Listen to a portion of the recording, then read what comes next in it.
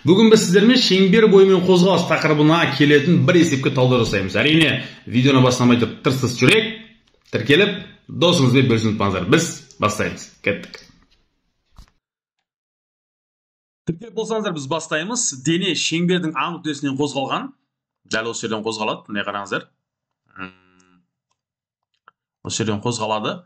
Осы жерден қозғалғаннан кейін дейді, ол бір қалыпты қозғалып, дененің сызықтық, яғни мына жылдамдықпен дейді, оны центрге қарай бағыттайтын центрге тартқыш үдеудің 5-75 периодынан соң оның бағытын анықта дейді. Бағыттары қалай болады дейді. 5-75 период деген сөз, бұл не деген сөз? Бір период, бір айналым деген сөз ғой. Окей? Мына жерге жазып қояйықшы. Бір период, яғни үлкен Т, бұл бізде бір айналым. Дұрыс па? Енді бір айналым болса, бұл неше айналым жасады? 5 айналым жасайды. Демек, біз қараңыздар, мұнан бүйтіп алсақ болады. 0,25, 0,25, 0,25, 0,25.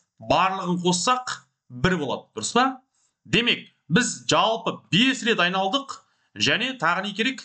0,75 керек. Ол не деген сөз? А нүктесінен басталса, мына жерге тоқтайды деген сөз не? Мына Б нүктесі болады. Яғни соңғы нүкте болады. Енді осы жердегі оның сызықтық жылдамдықтың бағыты не? Өйткені В-ның бағыты жоғары болып тұр ғой. Демек, осы жақта мынау В болады. Ал центрге тартқыш үдеу не? А болады. Мына жердегі бағыт бізде жылдамдықтың бағыты және мынау үдеудің бағыты, центрге тартқыш үдеудің бағыты. Бұл қайсысы болады дейтін болса, қараңыздар.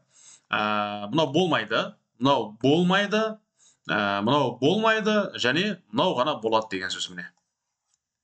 Осы сызба ғана болады. Себебі, алып келіп орнататын болсақ, осы сызба осыған сәйкес келеді.